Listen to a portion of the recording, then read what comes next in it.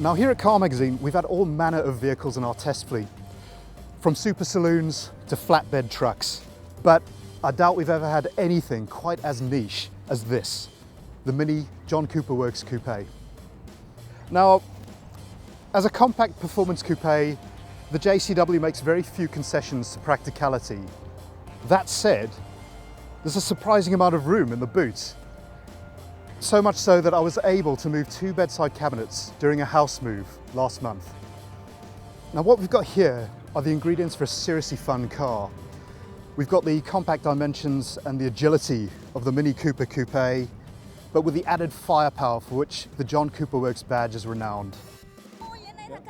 And it's fair to say that with its distinctive looks, the Mini JCW Coupe certainly manages to draw a crowd. Even so, after a year and 20,000 kilometers, you have to ask, is the fun going to run out?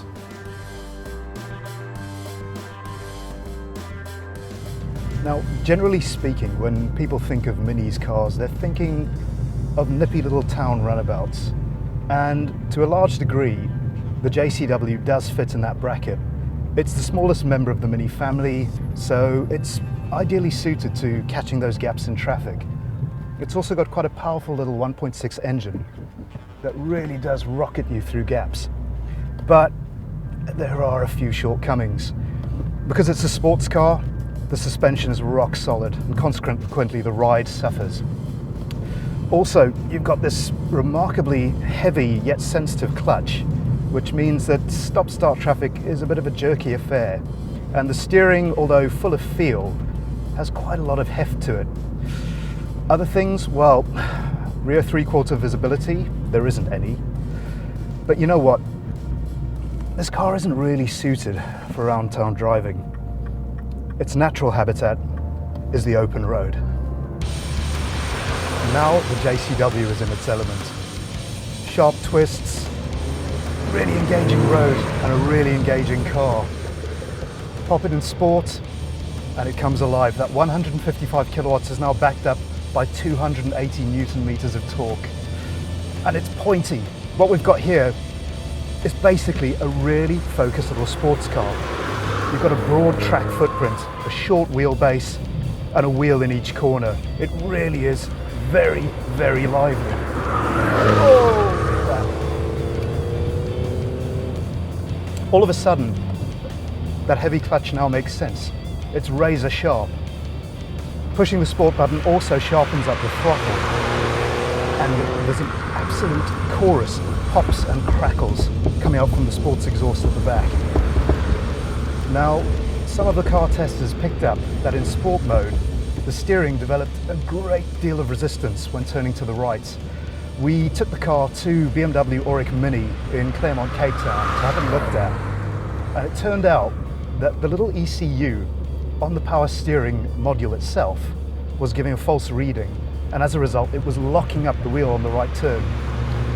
It was a bit of a rare occurrence for them, so they didn't have a part in stock, and the part had to be flown in from Germany.